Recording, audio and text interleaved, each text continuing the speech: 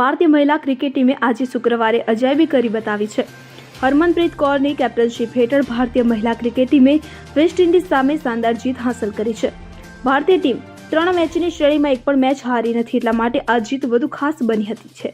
આ દરમિયાન ટીમ ઇન્ડિયાની સ્ટાર ખેલાડી દીપ્તિ શર્માએ પહેલા બોલિંગ કરીને ઇતિહાસ રચ્યો અને પછી જ્યારે બેટિંગની વાત કરીએ તો તેણે ત્યાં પણ ચમત્કાર કર્યો।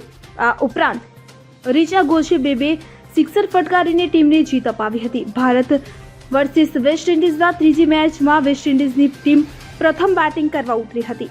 ટીમે પોતાનો 50 ઓવરનો ક્વોટા પણ રમી શકી ન હતી, માત્ર 38.5 ઓવરમાં જ ઓલ આઉટ થઈ ગઈ હતી।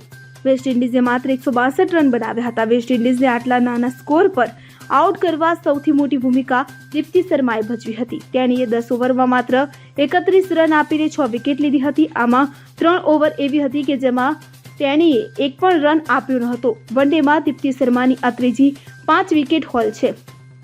આ સાથે તે હવે લેફ્ટ આર્મ સ્પિનર એકતા બ્રેસ્ટને પાછળ છોડીને ઓડીઆઈમાં ભારત માટે સૌથી વધુ 5 વિકેટ લેનારી બોલર બની ગઈ છે। Bureau report CN24 news. હવે જુઓ દેશ દુનિયાની તમામ ખબરો તમારી આંગળીના ટેરવે।